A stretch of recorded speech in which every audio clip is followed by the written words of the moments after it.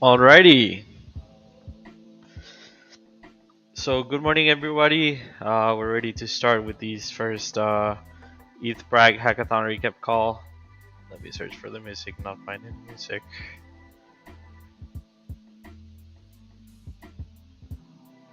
Boom, boom, boom. Where are you, music? Alright, boom. Here we go. Alrighty.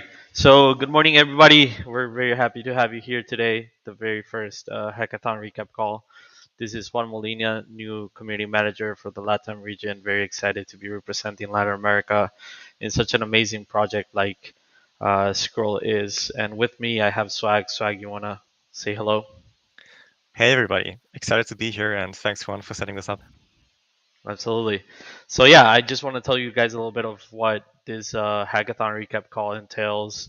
Um, we have seen that there's a lot of good projects coming out of hackathons recently, and even more so, I think it's very important for hackers to be exposed to the general community, for people to get to know them, to for people to get to know their efforts and get to know a little bit of what they're doing, especially building on Scroll 2 for us. It means a lot for these hackers to put this effort in. Um, and yeah, the essentially what we're going to be doing from now on is this hackathon recap call for all hackathons that we participate in. So this should definitely motivate you to join our hackathons, participate with Scroll, build on Scroll. It's going to be really exciting moving forward. This is definitely a very intro dynamic for the hackathon recap calls, but I'm pretty sure that this organic feeling is very aligned with what we do here at Scroll. So Swag, tell us a little bit of what you lived over at ETHPrague. Tell us what was going on at this hackathon. What were the highlights? Tell us a little bit of general overview that we're going to be looking at today with the projects that are going to be demoing. Yeah, absolutely.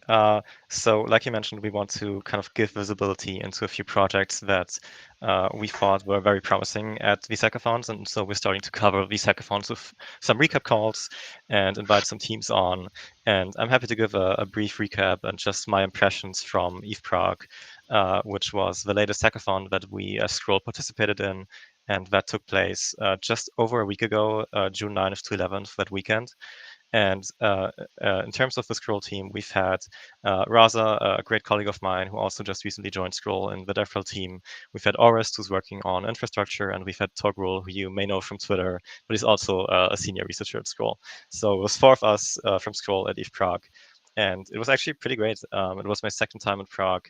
And in terms of the venue, they actually had two venues. So one was a bit of a bigger venue for just the hackers, and the other venue was for both hackers and sponsors and booths. And so, if you've been around, you're gonna have seen me at the Scroll booth together with my colleagues, and maybe you've even talked to me. And yeah, it was great. There was also this big bar area where you could grab something to drink, and a big outside area with like food trucks and everything. So I think in terms of the location and venue, it was really great.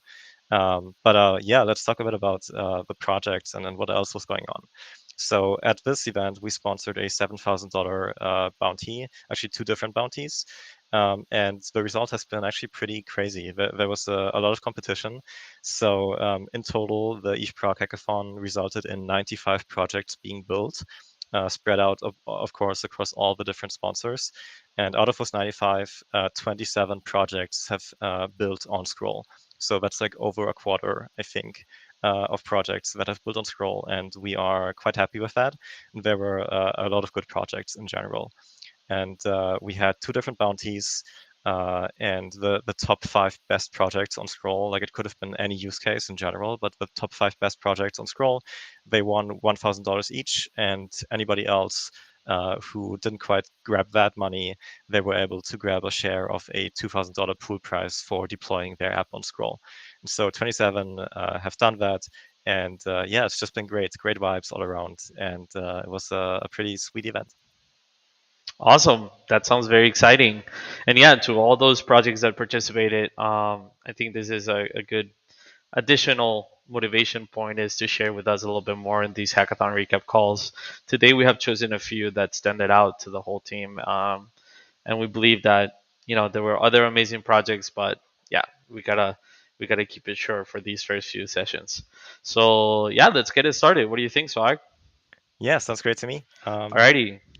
So I think our first project lined up is a project called Discovery Account, led by J Monix. So J Monix, we're gonna bring you on stage. Hi, Hey, Thomas. Good to see you. Boom, you hear boom. me? Yeah, We can good hear to see you. you. Yeah, I So hear you tell us too. a little bit about yourself. What was going on through your thought process when you came up with this project? Okay, Tell us a little so bit about it, and then we can demo it. yeah, so we found that there was too much money inside sex, and we were looking why, and we find like two pain points. The first one was that there was unfortunately a lot of hacks in the ecosystem and scam and stuff like that, and the other one is that the thing to be self custodial can be like a problem for certain people. So we were thinking about it, and we thought about account abstraction using ERC 4337, and we build an abstraction account. That's basically allow you to have a recovery mechanism if you lose your seed, and also to whitelist some addresses on the blockchain and allow you only to interact with those addresses. So let's say that I want to send money to Juan. I whitelist his address and I'm sending money. But if there is like address poisoning and stuff, and that Swactimus send me a poison address, and you want him to send me money, or the other way, I can't send him because I didn't whitelist this address.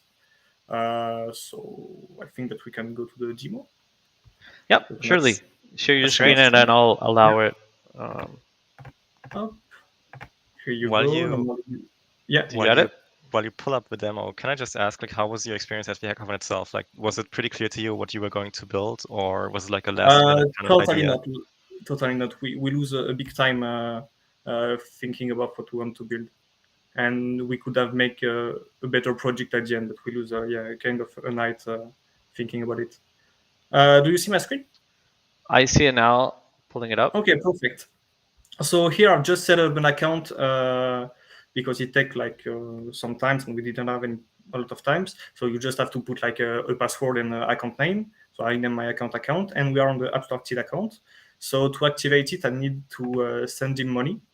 So just there, copy the address and send money through MetaMask. I don't remember. Yeah, okay, more than that. So just gonna send money to this address. We're on Sepolia network. Yeah, and send to him.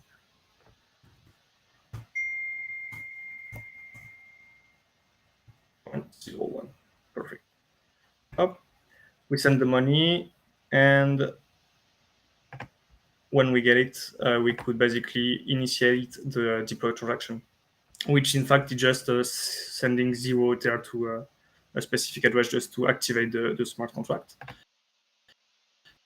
wallet. So we just did waiting to the pop-up, we connect, we continue,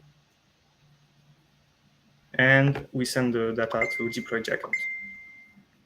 When the account is deployed, we can go now into the web app, and basically the web app will allow you to manage every address that you want to interact with. So we just deployed our contract. Perfect. We just go there, we connect our wallet with MetaMask, and we use our smart contract wallet, and we connect.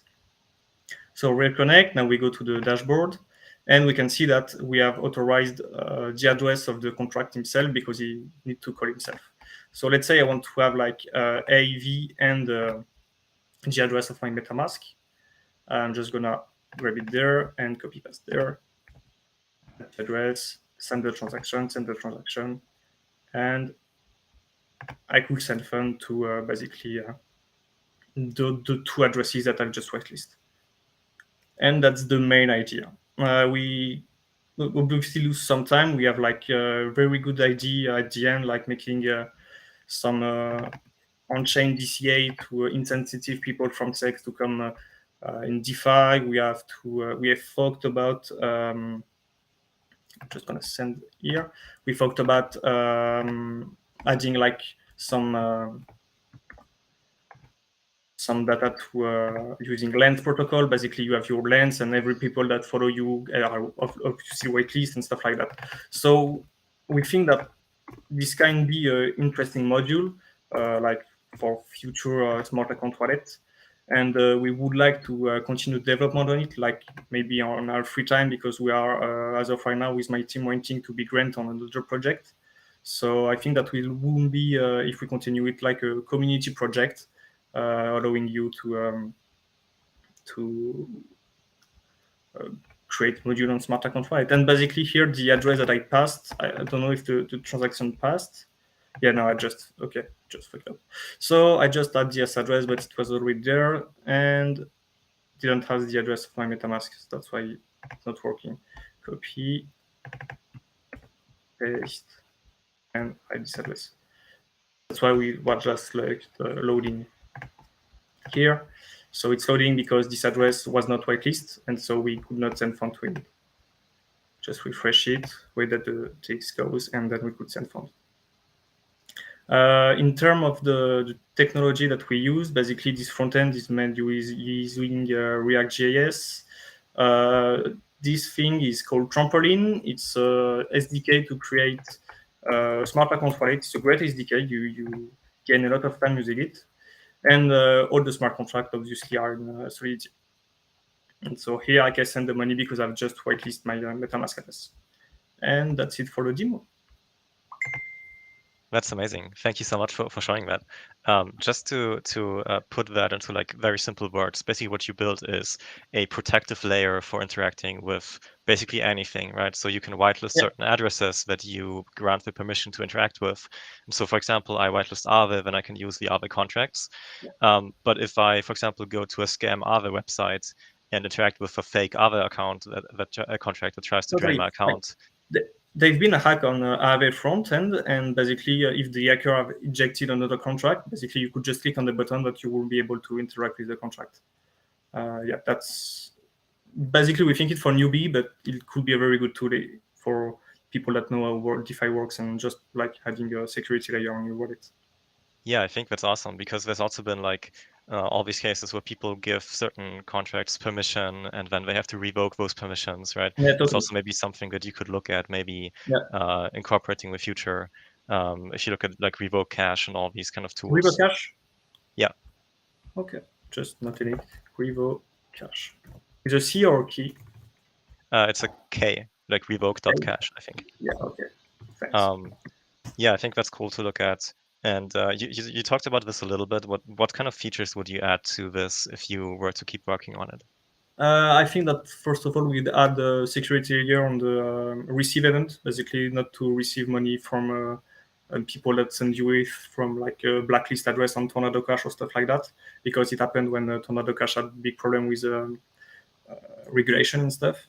Adding also some social features and stuff like I talk about lens, but it could be anything else.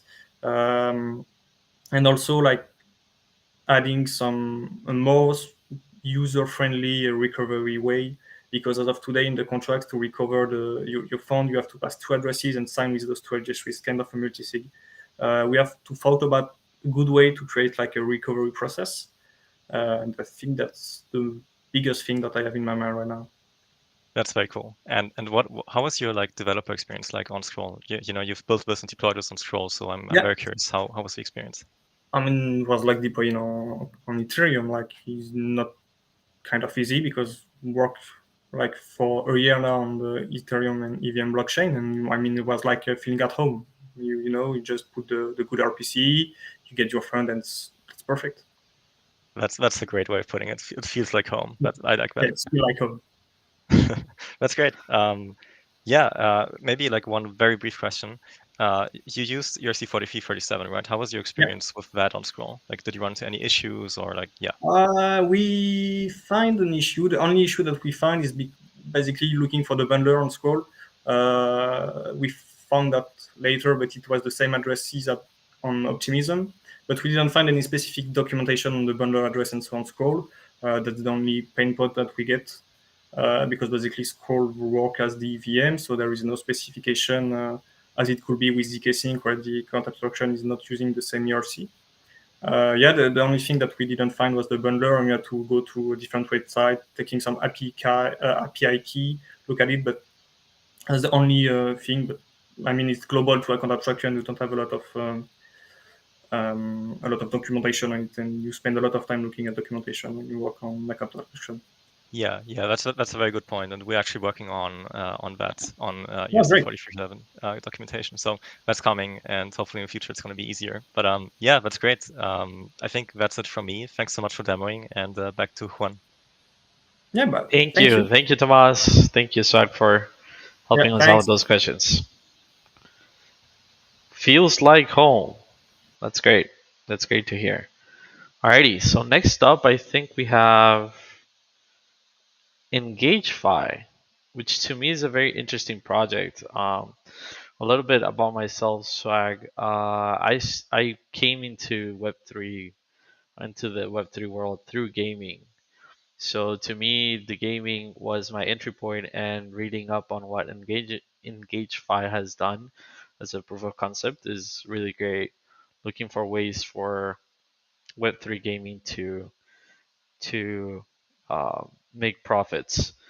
And for that, I have, let's see.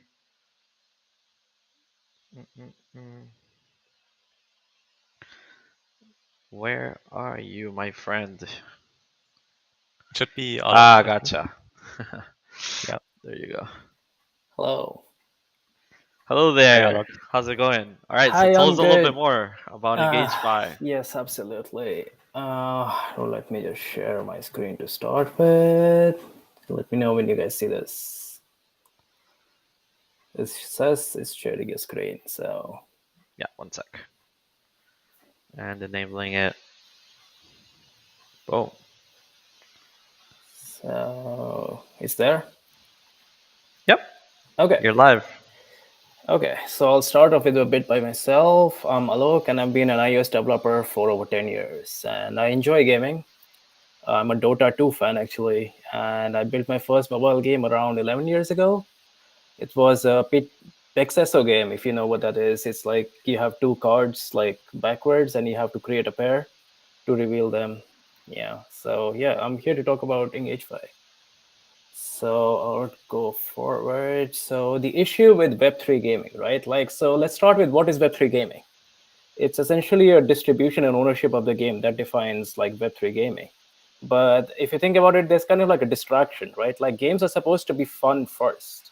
Like games are itself are the asset, right? And then comes the aspect of distribution and like economy, everything that's just comes after, right? If Zelda was released on a Switch, you should not like hate Zelda for that, right? Like even though it was deployed on a Nintendo Switch, for example, right? So if for some context, if you watch the movie Tetris, right? It's like there's a guy in Soviet Union, he actually creates a game and he doesn't even know that it's actually blowing up in the West. Like there are like people fighting over it. So this is what it means by engagement, right? Like games are fun first and then comes the platform aspect of it. And this is what I mean, right? Like there's games that are pushing the economy and like play to earn model first, whereas the engagement is somewhere in the background. And most of these games, not most, but like a lot of these games are actually just like recycled Web 2 games with the Web 3 economy kind of like pushed into this narrative. So and then like the question is like when the market goes downhill, like what does it happen? Do you actually lose players, or like that's what happens to your project, right? And so we wanted to go with something different, right? Like, so we wanted to make like a hybrid model for Web 2 games to actually enter the Web 3 economy rather than the other way around. Because your Web 3 economy is trying to build like an industry from the ground up. And this is like being built like piece by piece. So why this migration would just be easier if we could actually bring the Web 3 aspect to Web 2 instead of like moving the whole like $200 billion web gaming industry to Web 3, right? So yeah, so the opportunity is aimed at mobile game developers. So right now, game developers actually have most of their revenue through advertising. That's like $2 out of $3 comes from in-app ads. It's actually not the in-app transactions. So you're looking at like $50 billion worth of industry, like in ad revenue. And according to there's a misconception that the platforms take a big piece of it, but in the app stores, they don't eat into your advertising revenue. It's only the transactions, right? So I'll show you a little bit of a example. Whoopsie. So what actually happens is let's say you actually have an ad here. It's a Unity ad. You're gonna go watch this ad. It takes 10-15 seconds. And yeah, you cannot skip this thing, right? You actually have to watch this whole thing till the end. And only once the ad is finished running, that's when this thing goes. And as a user, I'm just waiting for this ad to be over. So I just want to go back to playing this thing, right? So I'll go back to, yeah. So yeah, so what we actually built in Engage5 is it's a mobile SDK, essentially. So what would actually happen is that let's say you're a game developer and you have a Unity ad SDK or a ad mob or something, right? Your revenue is coming through ads. So what we did was it's going to be an SDK for that will exist on the side with your existing model. So but instead of ads, we're running campaigns to highlight and promote Web3 projects. And the users are incentivized to engage with these campaigns in return for prizes and giveaways. So instead of as a user, me waiting 20 seconds so just I can click the cross button, this would actually be engaging me to you know what, imagine a DAO needs some some engagement, or come on, join our Discord or some Twitter. I'm actually actively engaging the users to take part in this, and in return they can actually be eligible for prizes and giveaways. So it's there's an upcoming project, right? Let's say there's some testnet launch or something. So you're just showcasing your Web3 product to a wider Web2 audience. Because right now there's kind of a tribalism within Web2 versus Web3, right? The audiences are quite segregated. And we want to do it on mobile because let's face it, on a browser, majority of Web2 users are going to run an ad blocker anyways, right? That's just going to happen. And so, and mobile is this is just pure engagement. For 20-30 seconds of this ad, the user is actually there engaging with your platform. This is the best and the most optimum way to actually showcase your product. So so the advantages for developers, right? So there's absolutely no friction for developers. There are two revenue models that actually exist in parallel. So you don't actually have to install a new Web3 ad network, because you have issues with Web3 ad models as well, right? There's not enough content on it, and there's not enough reach with it. So it can actually just exist alongside your existing ad mob or Unity ad model. So, and which means it's just going to work out of the box. So essentially in your code is going to be if there's a campaign, you show the campaign. If there's no campaign, you just show your normal ad, right? Which means you're not you're not reliable on one or the other model. And there is no need for porting your content. If your game works on mobile, on iOS or Android or whatever, you don't actually have to create another version of this game for Web3 audience. You can just take advantage of already built audience, and then it also drives the growth in the Web3 product that's actually wants to showcase. Which means there is absolutely no pressure on developers to make this switch. You can switch to a Web3 ad revenue model when it gets sustainable, right? If it's not, in terms of, let's say there's a market downturn or something, you still have your normal ad revenue model, right? So that was our aim, right? It should be really frictionless for developers. They don't actually have to make a choice that, do I want to try out something in Web3, or should I stick to my known Web2 concept, which I'm actually familiar with. And now what it does is we're actually generating organic growth, because the users who are actually playing the game are actually interacting with this campaign, instead of just it being a static ad, or just an ad that you're just waiting for it to be over, right? And these campaigns can be updated over the air, and you can actually iterate based on the engagement. So if you actually see that okay, yeah, users are actually they're just getting rid of the campaign, or are they actually engaging with this thing, you can actually iterate your campaign and make them actually better for the users. So yeah, so this is what we actually have. So we have the first edition of the web of the SDK. And so what we're doing is we're taking the engagement metrics. Right now we're using the Unity analytics, and we're posting it on chain, but eventually we're going to have our own analytics. So this is something that is in the works. And based on this engagement, the advertisers and the campaigns can actually see the engagement of the developer, and they can make them an offer on chain, and the developer can actually accept this offer. And yeah, they can find a revenue model that suits them, and they can just they can just make the switch. So yeah, the socials are still in works because the product is just like 1 week old. So, and if you have any questions for me, let me know. That's great. Thanks so much for going through that. I have a few too, Swag, so just keep that in mind. I'm interested. Sure. So I like to do this every time to try and put these projects and these ideas into simple words. Basically, what you build is a mobile SDK that works in Unity and has a connection to the Web3 world. And you can use the analytics from Unity games, publish them, and based on that, me as an advertiser, I can make an offer to the game developer and to run ads or these interactive campaigns that you've created.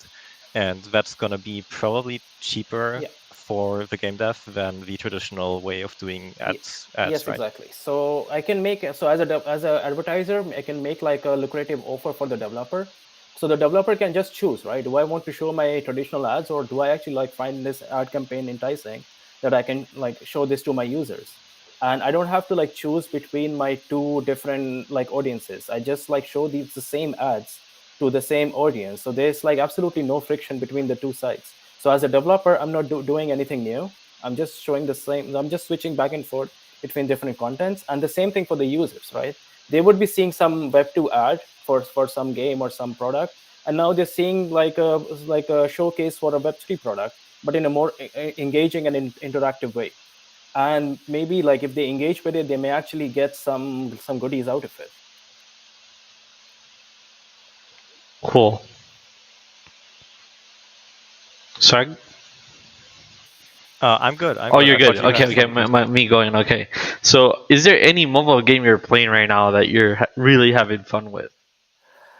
I enjoy the Need for Speed No Limits. Actually, it's been around for a lot of years, but I just like they just keep coming up with these new like weekly campaigns, and they're just like fun. Okay. I Cool. enjoy. Yeah.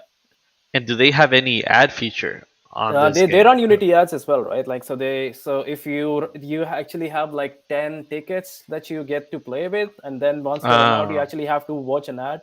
So again, it's the incentive model, right? You actually have to engage with something in order to continue playing, right? So but generally this engagement, it comes in the form of like a 30-second ad that you're just waiting to click to be over with, right?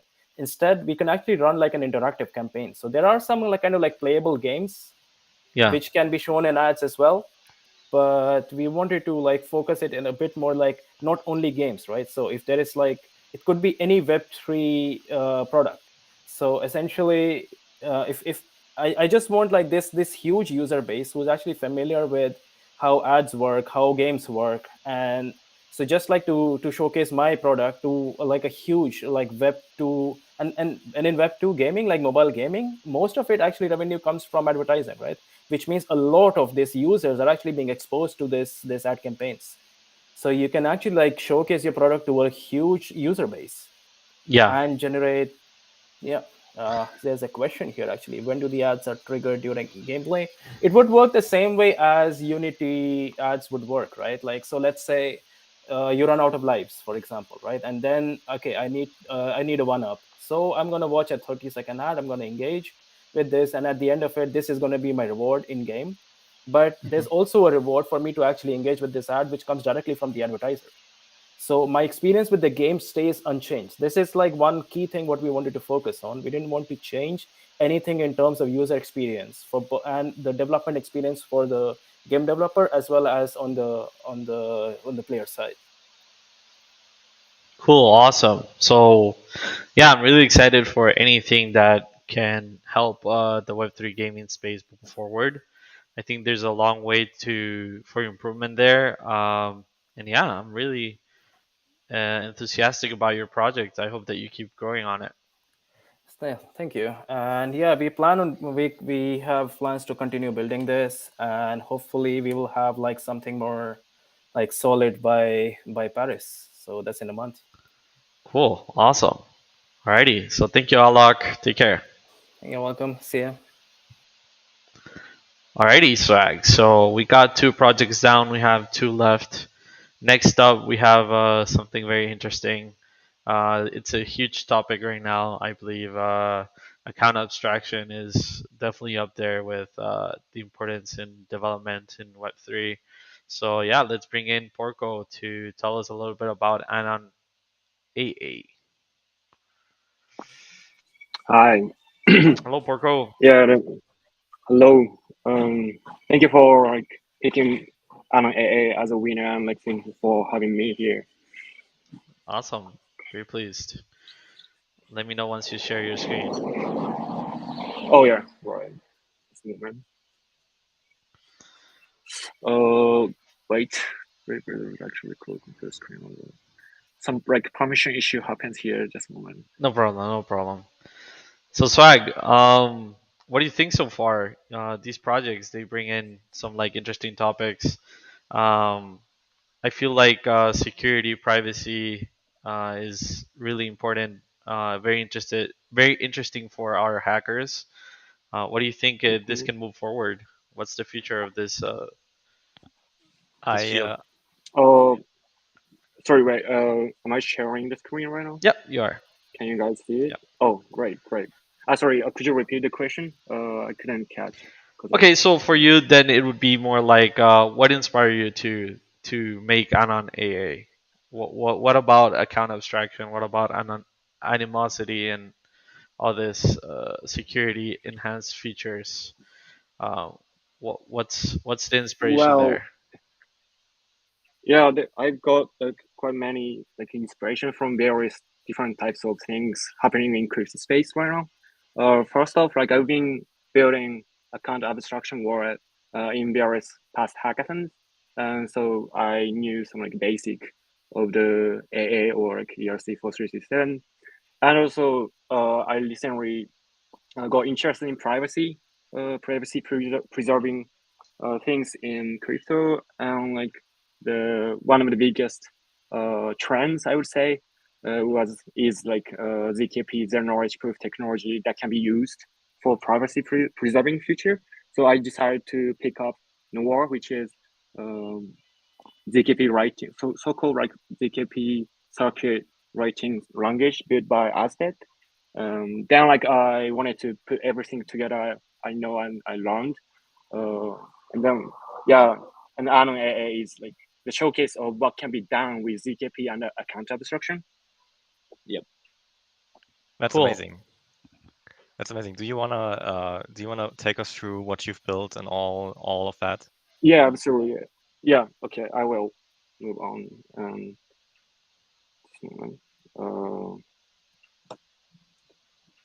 So I think audiences here can basically know what's the social recovery, but social recovery is the wallet recovery process in which a wallet owner who lost the access to the wallet signing key recovers the access by asking guardians, who is primary friends, corporation, whatever, to change the signing key.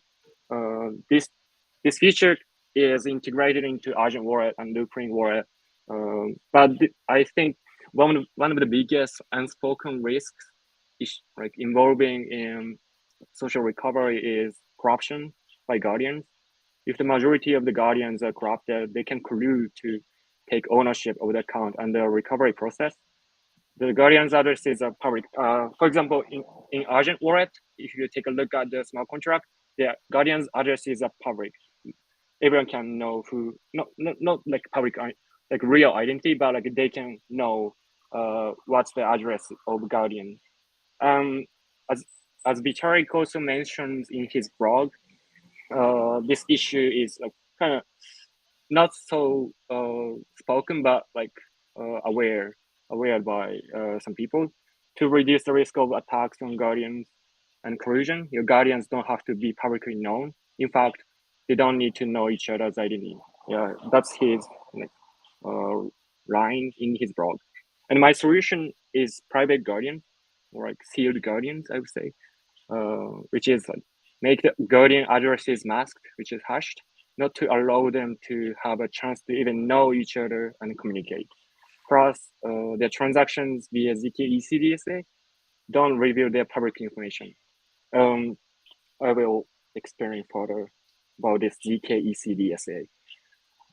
Under the hood, what's happening here is first, like to interact with smart contract, guardians have to generate ZK proof of EC recover, which is happening in Noya ZKP socket.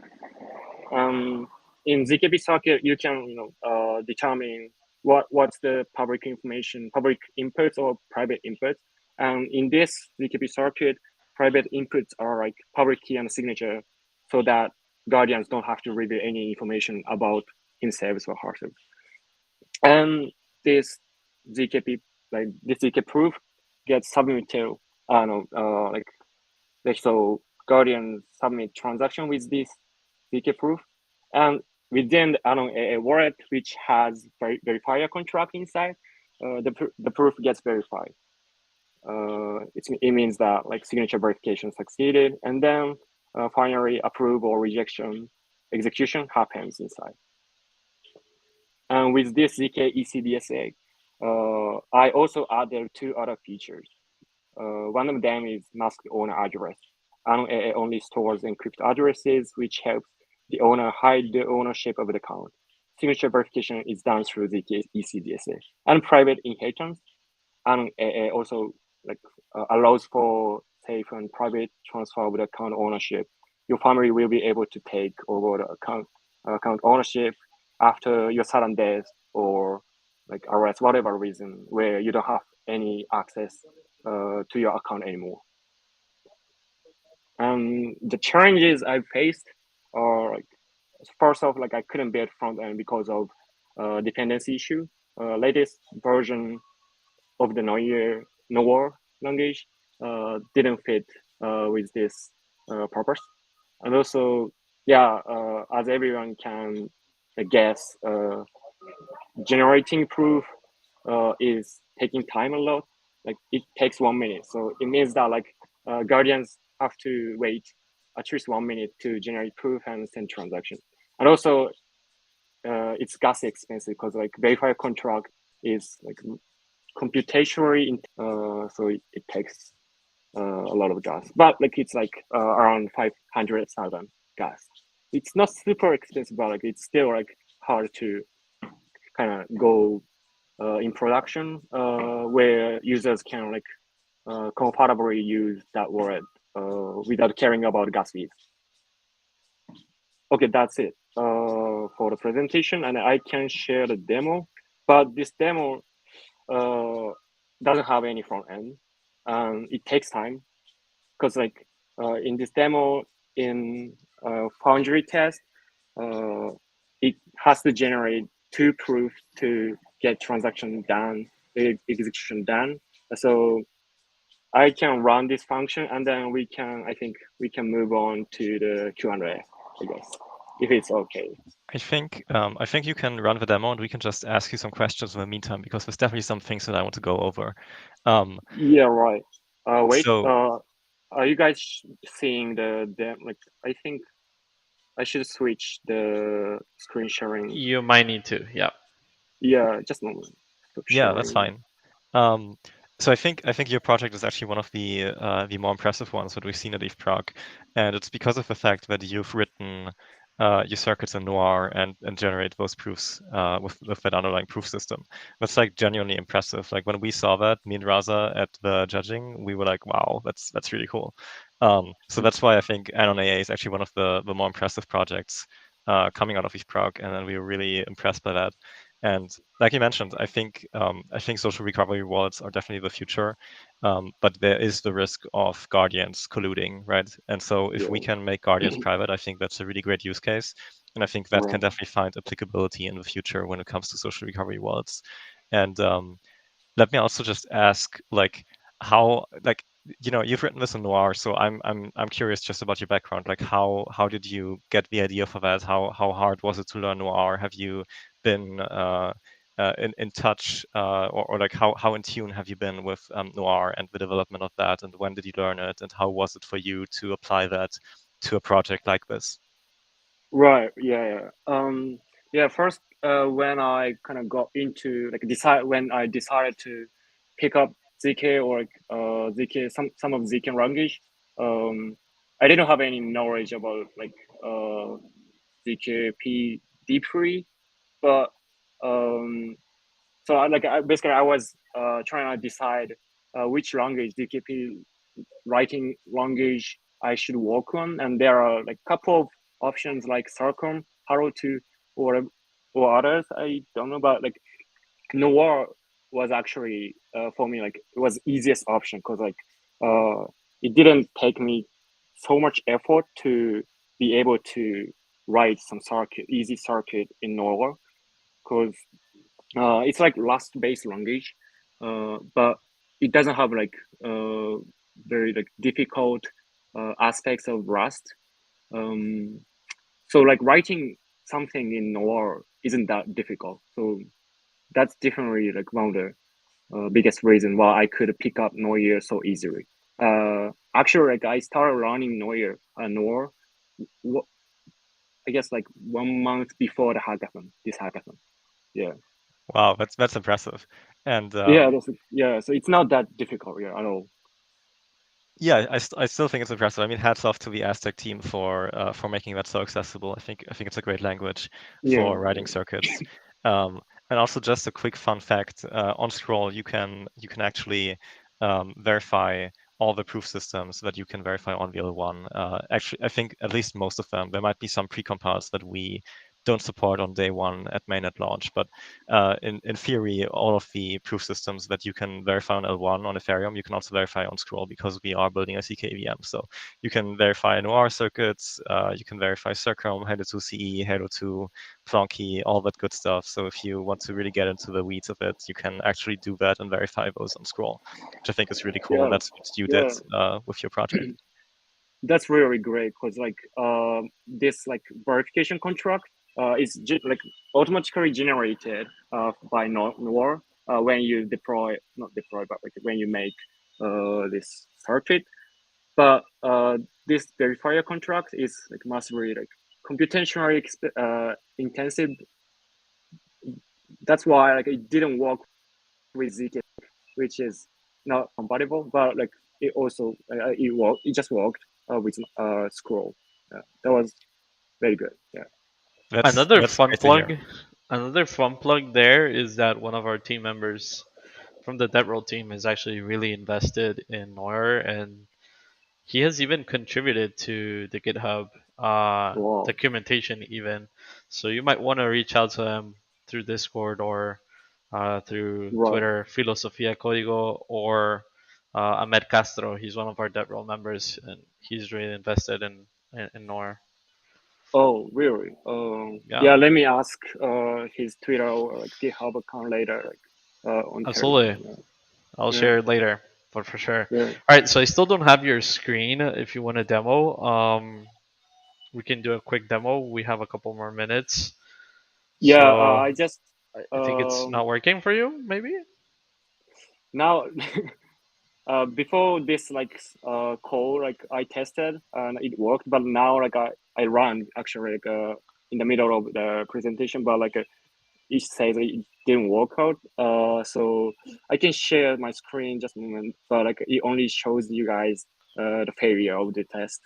Unfortunately, for some reason I don't know. All right, so that's okay. That's okay, Borko. In general, it looks like you definitely put up together a really nice idea.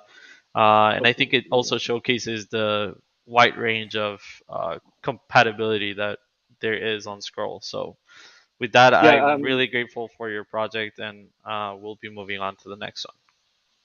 Okay. Lastly, if Yeah. any of the developers here interested in my project and like code base or like wanna run the test, you can just go to this my GitHub page by asking me on Telegram and then try to run my test, and hopefully it would work. Yeah, that's it. Awesome. Sounds great. Thank you, Porco. Thank you. Thank you, Poco. Alrighty, Swag. We're on the last stretch. We have one more team, which I'm actually really excited for. Latin America represent here, so we're gonna invite Nico Hello, hello. Can you hear me? Yeah, I'm bringing in Mago and bringing in Kevin. We have a full stack team here. Nice. And That's awesome. let's see. One sec. Mago and Kevin. Hello, hello, GM. Hello, hello. Hey, hey. All right, let's see. Mago, Kevin. Okay, good. Alrighty. What's up? So I asked Swag very briefly before we started this if he was fine with us introing you guys on Spanish. Así que hola Nico, hola Mago, hola Kevin.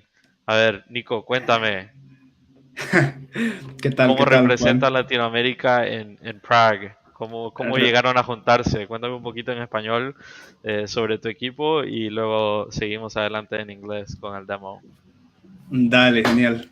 Sí, bueno, nosotros trabajamos en algunos hackatones antes.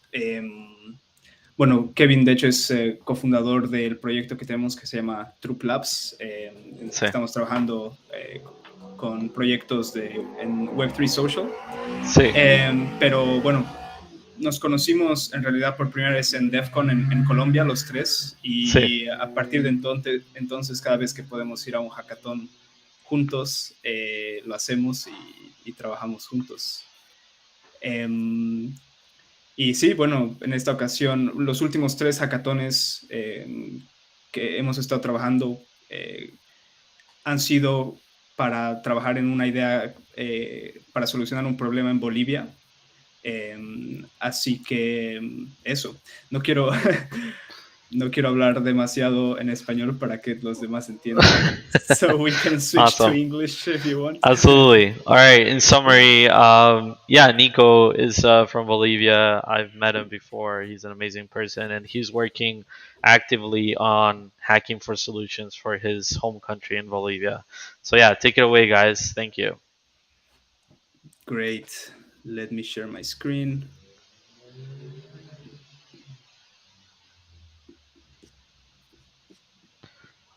Okay. Can you Just see give it a it? sec.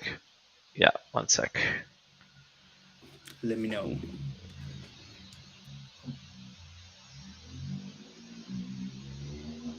Yep, we can And see. we're up. Great. So we're Kevin, Marco, and Nico. As you well said, Juan, we I guess have the entire stack. Kevin on smart contracts, Marco on a full stack, work mainly on the front end, and myself on the product side. And we worked on friend to friend, which is an invite-only peer-to-peer exchange for communities. The idea is basically that you can sort of deploy your own invite-only peer-to-peer exchange to get crypto in exchange for fiat, and it's community-based. There's no KYC requirements. It's permissionless. It has something with social scoring to get rid of malicious actors, and it's also a first step towards a fully fledged DAO. How it works is relatively simple. Let's say first you can deploy an invite-only peer-to-peer exchange with 5 friends. So first you have to gather these people and then deploy it.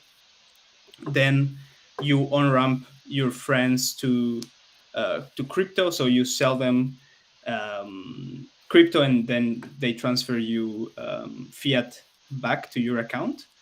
And the more friends you invite, the more points you will get. So social points for to track the reputation within the social circle.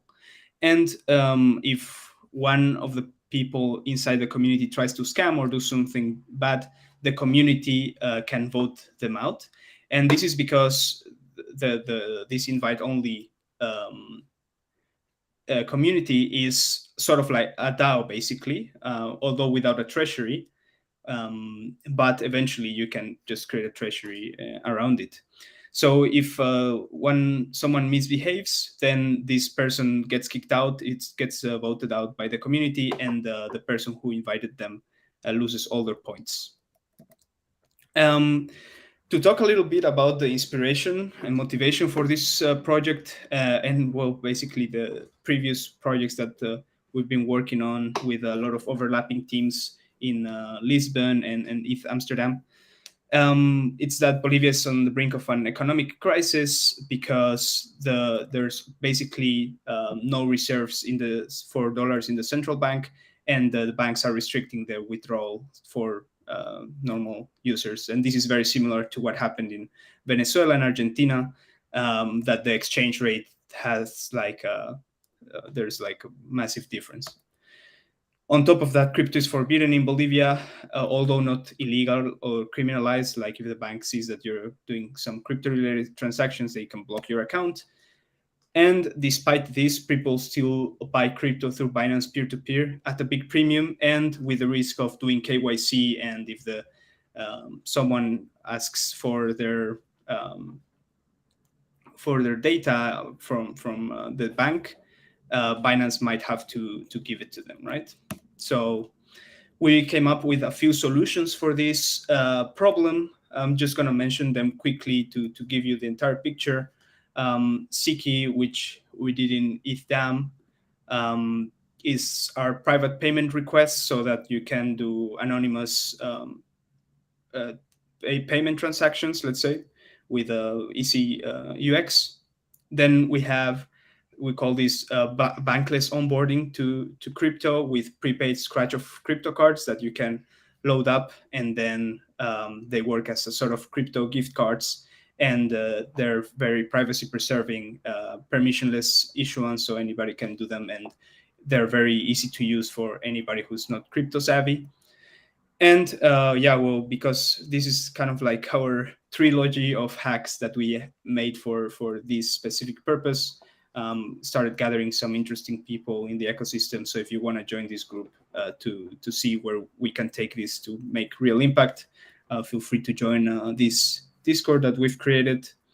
And without further ado, let's go to the demo. I'm going to show you a video just in case something doesn't go as right, because I think we're a little bit short on time. But well, this is working on mainnet now, also on Scroll. So if you go to friend-to-friend.versal.app, you will be able to use it on Scroll testnet. So here we go.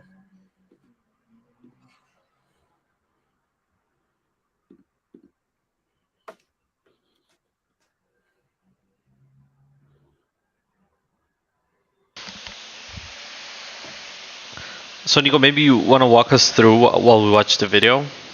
Oh yeah, absolutely.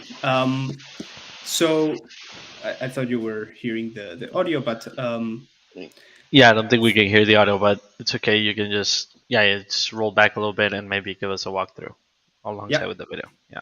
Perfect. Yeah, so basically you have like this peer-to-peer network, and you can invite someone by pasting their address basically, and well, once this person joins, you can start doing transactions with them. They will get some of these PP, which is the reputation points. We call them Ponzi points because they accumulate the more people you invite, although they don't have a monetary value. So to make a request, you can go here to create a trade offer, and then set up the amount that you want to get in terms of XDAI and how many fiat currency, in this case Bolivianos, you want to receive. And then you sign the transaction, and you will receive this image that lays out the trade offer. And once you have this, you can copy this link and send it, let's say, to a group where the community is. Like, it can be Telegram or anywhere. And then someone who sees, okay, I'll give Nico some Bolivianos in exchange for fiat. They go there, accept the offer, and once they transfer the Bolivianos to my account, they sign the transaction, they will receive this output that they will have to send me personally to seal the deal, basically. So once I receive this code, I can finalize the offer, sign the offer to seal the deal, and once that is done, just paste the code there to make sure everything's well finalized. And after submitting, the transaction should be settled, and you can see that it shows as completed, and I will receive some PP, and the other person will receive some PP as well to show that the transaction went well, and confetti, of course. So yeah, if this is something that we didn't manage to make a demo for, but basically if you find a scammer within the group, you can vote, like decide to like propose to kick him out. And if the entire group, after some investigation, sees, oh yeah, this person actually didn't transfer the fiat, for example, then he gets kicked out, and the person who invited him will have their PP slashed. So they will get 0 PP, and they will have to start gaining the reputation again by making trade offers and interacting with the community, basically. So yeah, that's basically it. Awesome. Alrighty, Swag. What do you have to tell Yeah. us about this project? That's great. I don't think I have too much to add to that. I think you went over it really well. I actually want to hear from some of the developers on the team, since we have the full stack here. Is there anything you want to highlight on the technical end of things? Anything fancy going on?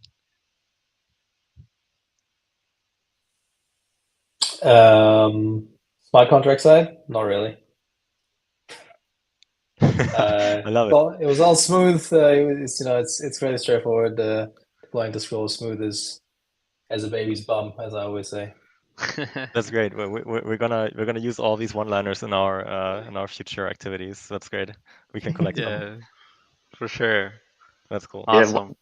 one cool No, but thing that we didn't go demo ahead. is that we also have a governor contract. So that means we have like a full DAO that can be used like with any DAO front end, and your PP points are like your voting power. So you could use this to build any kind of DAO that is based on trading activity in your local community.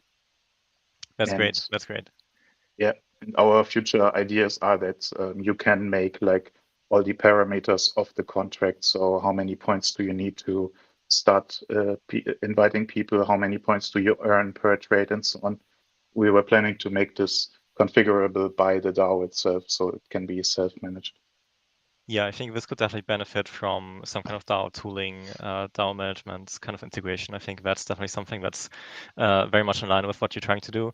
Also, I like just thinking about this, obviously, like you have some kind of solution for the scammer problem, but have you thought about, and like obviously you had limited time as the hackathon, but have you thought about proof of humanity solutions for that maybe, so you can be more secure in that aspect and have more protection against civil attacks, for example?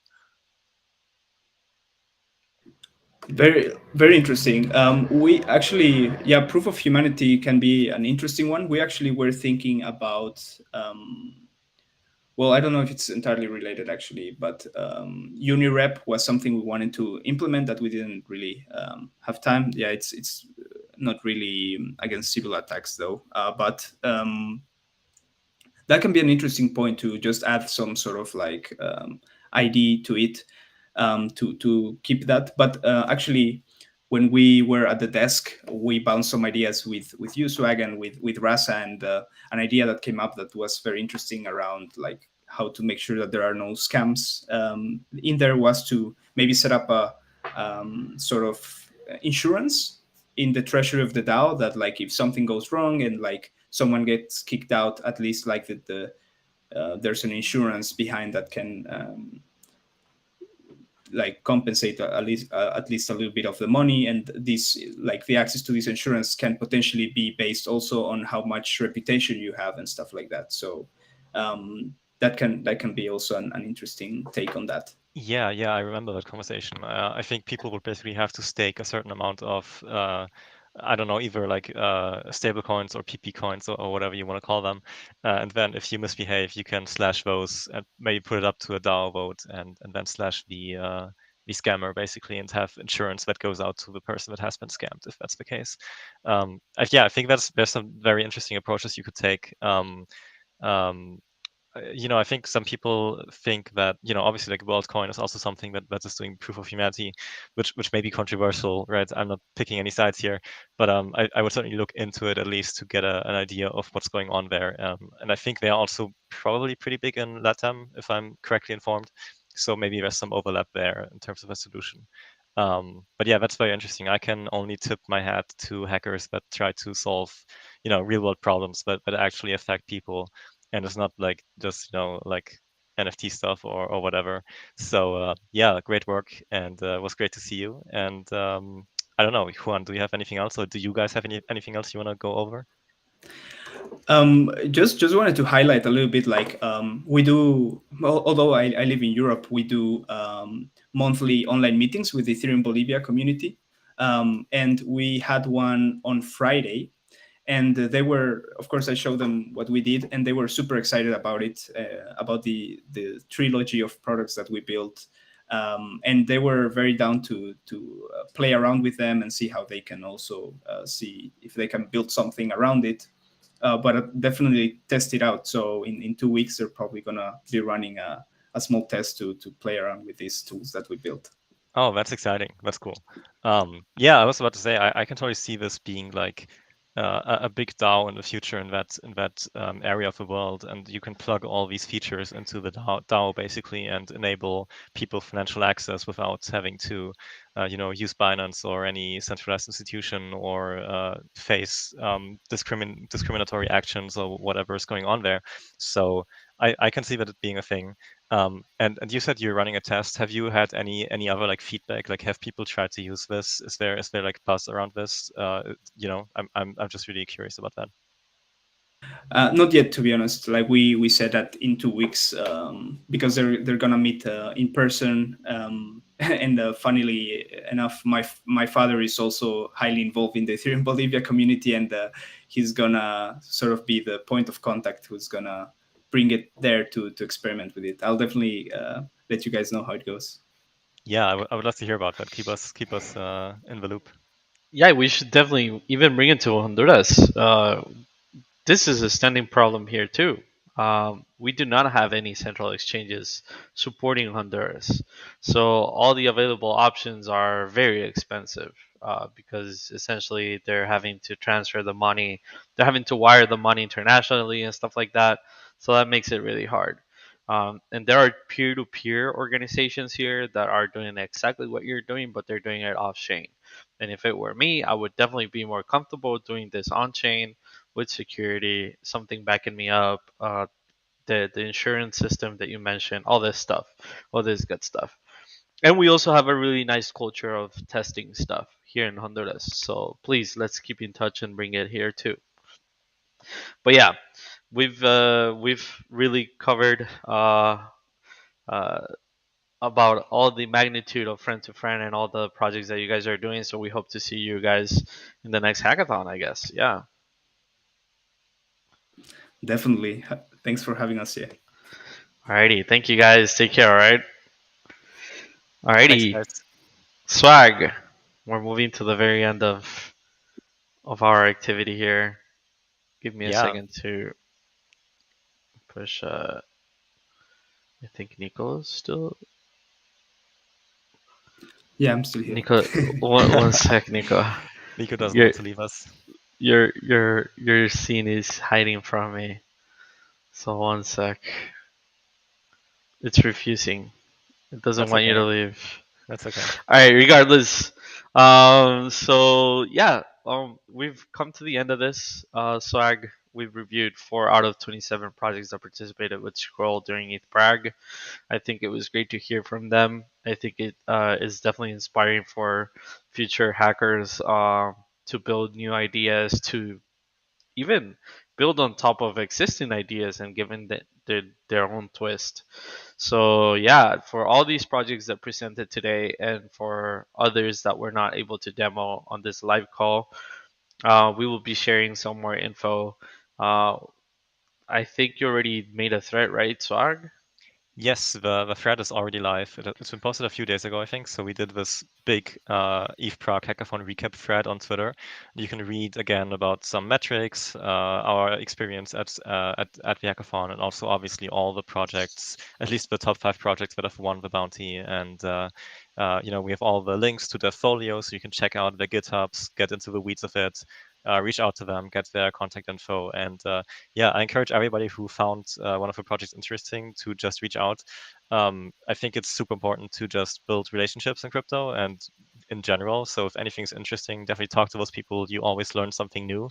I can only encourage that. And that's also the reason why we do this call, right? We want to bring people together. We are Scroll, we are community first. And so get in touch. We love to help you guys. And that's my Your closer. my closure, yeah. Alrighty. Before we close it out though, Swag, where are we gonna be next? Oh yeah, we're gonna be. I think the next one is gonna be in ETH Barcelona in July. I think it's July 7th to 9th. So look out for us over there. Awesome. And if there were a place where you would redirect people to interact with Scroll and between each other, where would you redirect them to? Absolutely go to our Discord, join our Discord server. We Right. have a few different channels, especially for developers. If you're looking for help and information, go check out our Discords. Also go check out the Scroll website, scroll.io. And Alok from GageFi just asked, are we going to be at ETH Global Paris? The answer is yes. There's going to be some team members there. I'm not sure if we sponsor the hackathon, but some of us are definitely going to be there. Right. Awesome. So yeah, before we leave, just a reminder to all our hackathon participants: every time that you participate with Scroll, you get to claim a POAP. This POAP is then visible through Guild and gives you access to a role within our Discord server just to identify that you've been a participant there. This is quite useful for people looking for teams or for you to just, share the love. So yeah, I think this was a great dynamic. It's the first version of the hackathon recap calls. I am really excited to see how this evolves. So yeah, please also any feedback, please send it our way, and we will make sure to go through it. But for now, I think it's time to say bye. It's been an amazing time. Great to have you guys here. Thank you, Swag, for being on this call with me. And yeah, see you later. Thank you to all our hackers as well. Like you guys went nuts over 3 days hacking relentlessly. So thanks for hacking. I know it's not easy, but I hope it was fun. And thank you guys, and we'll see you at the next one. Cool.